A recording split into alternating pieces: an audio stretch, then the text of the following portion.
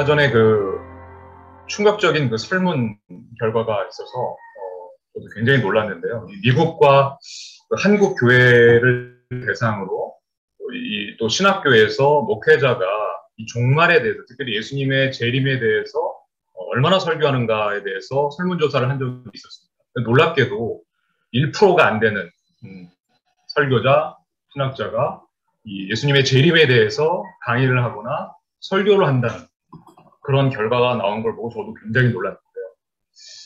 우리나라 같은 경우에도 특별히 1990년대에 이 다미선교회라고 아실 겁니다. 시한부 종말론 때문에 사회적으로 굉장한 파장이 있었죠. 그리고 대부분의 이 이단들이 이 계시록을 가지고서 복학 아세로 왜곡을 해서 자신들의 이단적인 사상들을 주장하는 것으로 인해서 그것이 또 굉장한 사회 문제가 되고, 이제 이런 일들을 많이 겪다 보니까 우리나라 이제 목회자들조차도 이 예수님의 재림에 대해서, 또 특별히 또 계시록에 대해서 강의하는 것을 굉장히 꺼리게 되는 그런 일들이 벌어진 것이 아닌가라는 생각이 듭니다. 그래서 이 예수님의 재림 또 계시록 이러면은 이 정통 우리 기독교에서 이것을 사실 깊이 있게 다루고 전해야 되는데, 오히려 반대로 이단의 전유물이 돼버린 그런 이제 비극적인 결과가 생겨서 참 많이 안타까운데요. 그러나 예수님의 이 재림이야말로 우리 신앙에 아주 놓쳐서는 안 될 그런 삼각 기둥이라고 해도 과언이 아닐 겁니다. 우리 신앙의 출발점이라면 여러 우리 목사님들이 강의하신 예수 그리스도의 복음, 예수가 그리스도라는 이 복음이죠, 복음. 이 복음이 우리 신앙의 출발점이고 우리 교회의 가장 중요한 기둥입니다. 그리고 더 나아가 세계 복음화를 위해 예수님께서 제자들과 또 우리들에게 알려주신 예수님의 이 제자 삼는 원리, 예수님의 이 전도 원리, 이것이 어떻게 보면 우리 신앙의 두 번째 기둥이라고 한다면 바로 이 예수님의 이 재림이야말로 우리 신앙의 마지막 최종 목적지다라고 봐도 과언이 아닐 정도로 그렇게 중요한 주제가 사실 예수님의 재림인데, 이렇게 많이 설교되지 않는 것에 굉장히 안타깝고요. 여러분들 제가 사진에 잠깐 올려드렸는데, 가나안의 혼인잔치라고 이 예수님께서 요한복음의 첫 번째로 보여주셨던 그 기적인데, 이 기적 사건이야말로 바로 예수님의 재림이 어떨 것인가를 아주 잘 묘사하고 있다는 것을 보여주는 다큐멘터리입니다. 작년 연말에 팬데믹 때 우리나라에서도 개봉이 된 다큐멘터리인데 굉장한 인사이트가 있습니다. 그래서 여러분들 혹시 시간이 되시면 인터넷에도 이걸 볼 수가 있기 때문에 한번 시간이 되시면 여러 목사님 또 성도님들 한번 보시기를 좀 권유해드리고요. 저도 여기서 굉장히 많은 인사이트를 얻었습니다. 어쨌든 예수님의 재림에 대한 이 목적지를, 그러니까 최종 목적지를 만약에 성도와 교회들이 상실해 버린다면 어떤 부작용이 생길 수 있을까? 여러분, 예수님은 우리의 신랑 되신다고 성경은 이야기하고 있습니다. 그리고 교회된 우리는 바로 예수님의 신부라고 이야기를 하고 있죠. 그런데 만약에 신부가 신랑이 다시 오시는 거에 대해서 전혀 관심도 없고 전혀 기대하는 마음도 없고 전혀 기다리지도 않고 준비하지 않는다. 그러면 이 신부에 대해서 어떤 느낌이 듭니까? 반드시 그 신부는 뭔가 마음에 심각한 뭔가 문제가 있다라는 시도로 우리가 그걸 받아들이게 됩니다. 그리고 이 신랑이 오는 것을 기대하지 않는 이 신부는 반드시 시간이 지나면 딴짓을 하게 되어 있습니다. 결국 이 신부는요, 딴 남자의 눈이 팔려서 죄송합니다, 바람을 피우게 됩니다. 바람. 우리 교회도 마찬가지죠. 신랑 대신 예수님이 오시는 거에 대해서 전혀 관심도 없고 준비도 없는다면 반드시 교회는 딴짓을 하게 되어 있고, 결국 잘못하면 배도의 길까지 갈 수 있는 그런 엄청난 데미지를 줄 수가 있다. 그러니까 방향과 목표를 잃어버리게 될 수 있다. 개교회가 예수님의 재림을 사모하고 준비하지 않는다면 아무리 열심히 전도하고 성경을 가르쳐도 결국 그 개교회의 지상 과제는 뭐냐면 그 개교회 성장에 멈추게 됩니다. 개교회를 어떻게든지 열심히 전도해서 열심히 성경 가르쳐, 물론 다 좋은 일이죠. 그런데 신랑 대신 예수님의 오심을 만약에 전혀 고려치 않는다, 그것을 목표로 삼지 않는다, 그러면 결국 그 개교회의 지상 과제는 세계 땅끝까지 이르러 세계 복음화가 아니라 우리 교회를 어떻게든지 성장시켜서 개교회를 대형교회로 만드는, 그것이 지상 과제로 전락해버리게 됩니다. 안타까운 일이 벌어져요. 그만큼 목표와 방향이 그만큼 중요하다는 거죠. 자, 그래서 반드시 예수님께서는 이제 우리에게 이 땅의 통치자로서, 왕으로서 재림하신다는 것이 성경에 굉장히 중요한, 신약뿐만이 아니라 구약에서도 굉장히 중요한 메시지입니다. 많은 분들이 이제 구약을 주로 예수님의 이 재림, 예수님의 초림, 예수님의 성육신에 대해서 언약하고 있고 예언하고 있다는 건 다 받아들입니다. 그런데 놀랍게도 이 구약이 상당히 많은 부분이 예수님의 초림뿐만이 아니라 재림까지, 이걸 우리는 보통 예언의 이중 렌즈라고 하는데요. 선지자들의 예언은 예수님의 초림뿐만이 아니라 마지막 때 임하실 예수님의 재림까지도 같이 관통해서 보고 있는, 그것이 이제 신학자들이 얘기하는 예언의 이중 렌즈라고 합니다. 구약 역시도 예수님의 초림뿐만이 아니라 재림을 어마어마하게 강조하고 있는데, 이것을 만약에 놓치게 되면 성경의 중요한 축을 우리가 간과하게 되는 것이죠. 뭐 여러 가지 이 구약의 예언들이 예수님의 재림에 대한 언약들이 많이 있지만, 그 중에서 몇 가지, 한 가지만 여러분들에게 말씀드리자면, 일단 스가랴서 14장 3절 말씀입니다. 이 스가랴서 14장 3절 말씀은 구약의 다니엘서과 더불어서 구약의 계시록이다라고 얘기를 하는데요. 3절에 보니까 그때 여호와께서 나가서, 이 그때란 보통 구약의 여호와의 날이라는 표현입니다. 주로 종말을 얘기하는 거예요. 마지막 예수님께서 재림하신 그 마지막 심판의 때를 얘기하는 겁니다. 그때 여호와께서 나가서 그 이방 나라들을 치시되 이 왕의 전쟁 날에 싸운 것 같이 하시리라. 그날에 그의 발이 예루살렘 앞 곧 동쪽 감람산에 서실 것이요. 예수님이 다시 재림하신다는 얘기죠. 감람산은 그 한가운데가 동서로 갈라져 매우 큰 골짜기가 되었습니다. 그리고 다니엘서 마찬가지입니다. 다니엘서 7장 13절에 보니까 내가 또 환상 중에 보니 인자 같은 이가 하늘 구름을 타고 와서, 예수님께서 재림하시는 장면을, 전 세계적인 우주적인 재림의 장면을 묘사하고 있죠. 인자는 예수님께서 당시에 다니엘서 7장을 염두에 두시고, 네? 여보세요? 죄송합니다. 목사님, 제가 화면 공유합니다. 안 넘어가서 제가 화면 공유할게요. 넘어갔습니다. 네네, 죄송합니다. 네. 네네네. 제가 화면은 넘어가는데 또 거기는 또 넘어가지 않아요. 죄송합니다. 다니엘서 7장 13절에 보면 예수님께서 이 인자를, 다니엘서에 언급된 이 예언의 인칭을 본인에게서 갖다가 쓰시죠. 바로 예수님이 바로 다니엘서에서 예언된 마지막 때 재림하시게 될 바로 그 인자를, 바로 당신이라는 것을 표현하신 것이죠. 인자 같은 이가 하늘 구름을 타고 오신다라고 그렇게 이제 예언을 하고 있고요.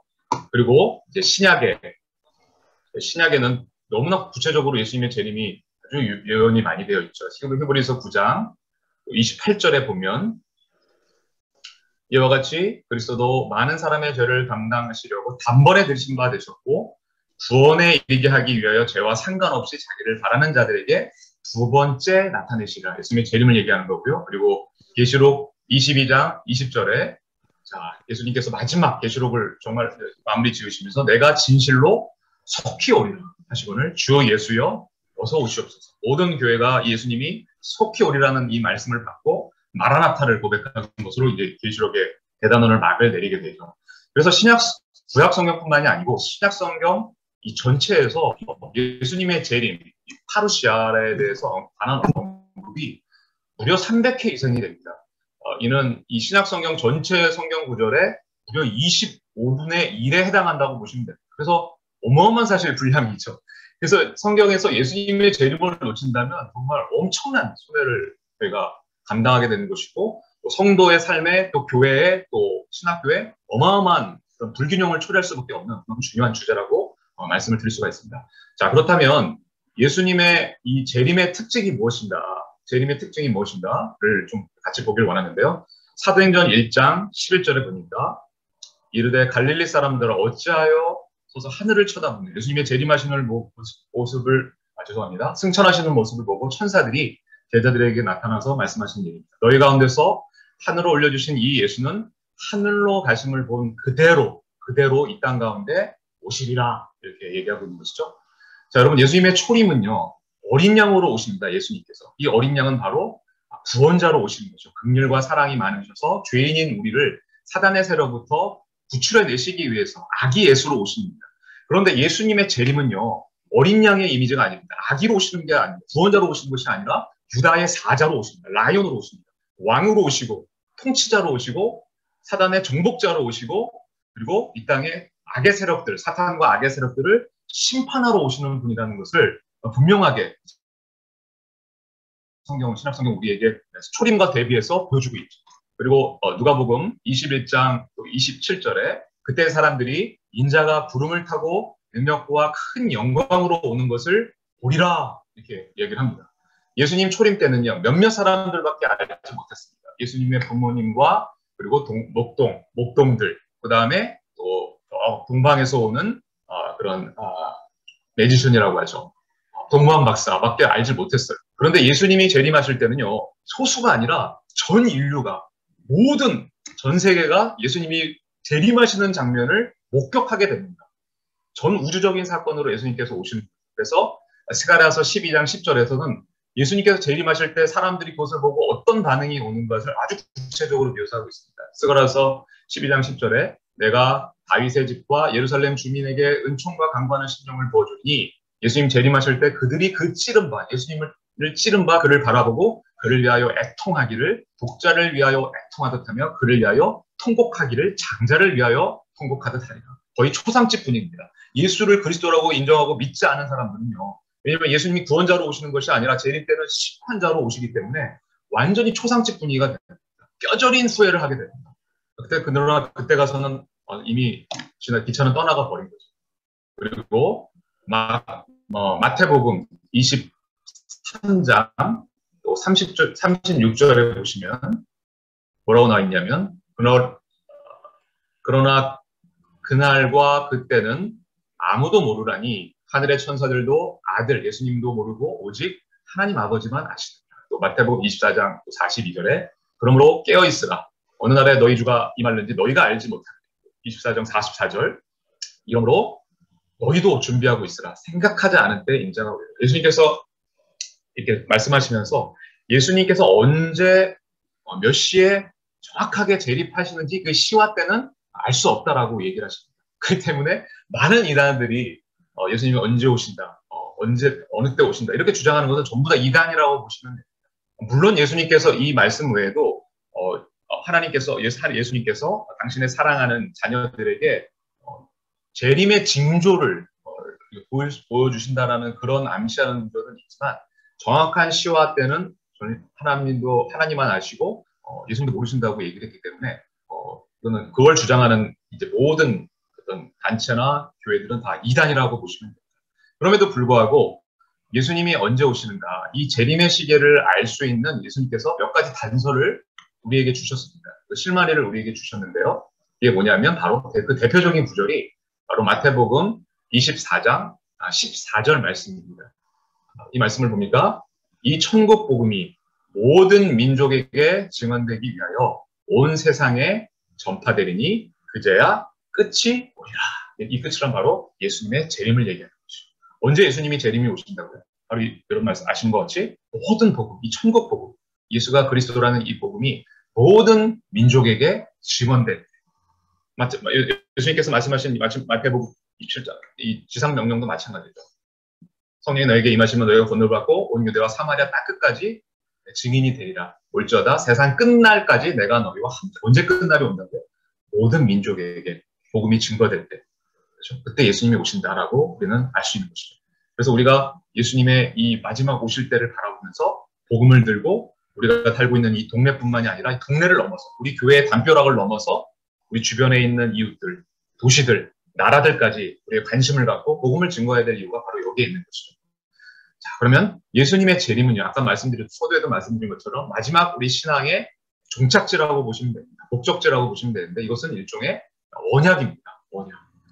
모든 우리 인간의 문제는 바로 하나님께서 인간에게 주신, 피조물에게 주신 이 언약을 놓쳤기 때문에 모든 문제가 온 것 아닙니까? 첫 번째 우리에게 주신 언약이 뭡니까? 바로 창세기 2장 16절, 17절. 선악과를 주시면서 이 선악과를 절대로 먹지 마라. 모든 동산 나무 열매는 먹어도 좋은데 이 선악을 알게 하는 나무 열매를 먹지 말아야 된다.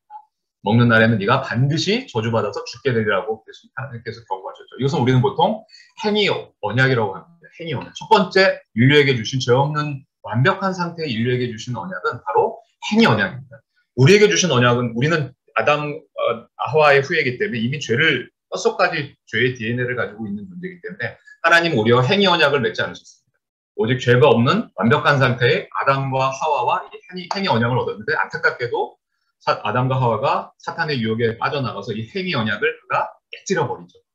그러면서 그 언약의 이 깨어짐으로 결과 이 땅 가운데 저주가 오게 되죠. 그죠? 창세기 3장 17절 말씀대로 먹는 날에는 반드시 네가 죽으리라 말씀으로 말미암아 우리가 육체적인 죽음뿐만이 아니라 영적인 죽음을 맞이하게 되고 이 세상이 저주를 받게 되는 그 비극적인 결과를 이제 초래하게 됐는데요.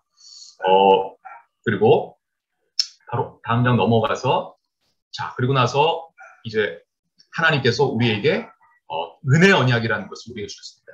예수님을 통해서 이 은혜의 언약은 뭐냐면 바로 우리의 행위를 통해서 우리가 구원을 받는 것이 아니라 바로 예수가 그리스도라는 것, 예수가 우리의 메시아시고 예수가 우리의 참 선지자시고 예수가 참 우리의 왕이시고 예수가 우리의 참 또 제사장이라는 그런 놀라운 이제 복음을 우리에게 주심으로 말미암아 그것을 믿음으로 우리가 받아들일 때 행위가 아니라 우리의 어떤 업적이라든가 선행이 아니라 공적이 아니라 하나님께서 우리에게 주신 창세기 바로 3장 15절의 말씀입니다. 원 오리지널 가스펠이라고 하는데 그 언약을 우리가 믿음으로 받아들일 때 구원받게 되는 그 은혜 언약을 이제 우리에게 하나님께서 주신 것이죠.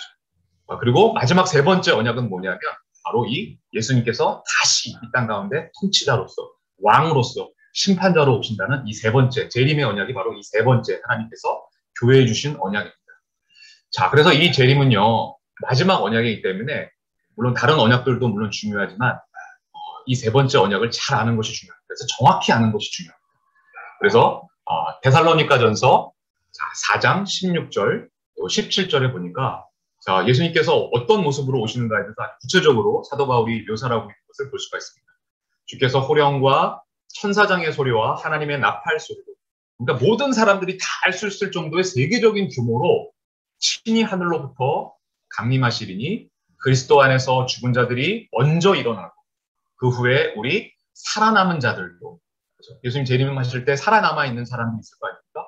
그들도 죽어서 다시 부활하는 사람과 함께 구름 속으로 예수님 재림하시는 그 구름 속으로 끌어올려져서 이걸 보통 휴거라고 하는데 랩처라고 하는데 공중에서 주를 영접하게 됩니다. 영접하게 됩니다. 예수님 재림 때 그리하여 우리가 항상 주와 함께 있으리라. 이 임마누엘 예수님께서 초림하실 때도 임마누엘을 선사가 예언했는데 예수님을 임마누엘을 했는데 바로 이 온전한 임마누엘은 예수님이 재림하실 때 완벽하게 성취가 된다는 것이죠. 영원히 성취가 된다는 거죠. 이 임마누엘은 타락하기 전 아담과 이브가 하나님과 함께 있었던 에덴에서 처음 시작이 돼서 그리고 모세에게 약속하신 모세를 통해서 짓게 하신 성막을 통해서 임마누엘이 성취가 됐죠. 그리고 다윗 왕과 솔로몬을 통해서는 성전을 통해서 임마누엘이 성취됐고 신약에서는 예수님이 성육신하시는 그 사건을 통해서 임마누엘이 완성됐다면 그리고 예수님께서 죽으시고 부활하셔서 승천하신 후에 성령을 우리 안에 주심으로 이 임마누엘이 또 완성이 됐고 마지막 때는 예수님이 재림하심으로 말미암아 이 땅 가운데서 하나님 나라가 성취되면서 그 이 임마누엘이 완벽하게 영원하게 성취되어질 것이다 라고 사도 바울은 우리에게 이것을 정확히 알도록 권면하고 있습니다. 그리고 두 번째 우리는 이 재림에 대해서 진실로 이 재림이 그냥 구름 잡는 얘기가 아니라 그냥 추상적인 얘기가 아니라 요즘 재림을 이야기하면은 우리 바보 취급받는다고 하지 않습니까? 재림을 아직도 그걸 믿느냐 이렇게 얘기하는 심지어 성도들도 있다고 합니다. 근데 그러나 분명히 이 재림은 성경에 무려 25분의 1이나 기록된 300여 이상의 구절이 약속되어 있는 이 재림을 믿고 또 우리가 신랑의 오심을 간절히 사모하고 또 철저하게 준비하는 자세를 우리가 취해야 됩니다. 그래서 베드로후서 3장 12절에 하나님의 날이 임하기를 바라보고 간절히 사모하라. 간절히 사모하라. 그날에 하늘이 불에 타서 자 이거 뭡니까? 바로 예수님께서 재림하실 때 새 하늘과 새 땅의 재창조를 위한 파괴 작업이 분명히 있을 것이다. 심판 작업이 있을 것이다. 그러나 하나님의 신부들은 그리스도의 신부들은 전혀 두려워할 것이 없다. 오히려 악이 창궐하고 핍박과 환란이 온다 할지라도 오히려 그 후에는 아직 산모가 해산하는 진동 후에 새로운 창조를 새로운 아기를 정말 않는 그 기쁨을 얻는 것처럼 우리 신랑 되신 예수님이 오신 것을 바라보면서 어떤 핍박과 환란이 오서 그것을 이겨낼 것을 우리에게 권면하고 있습니다.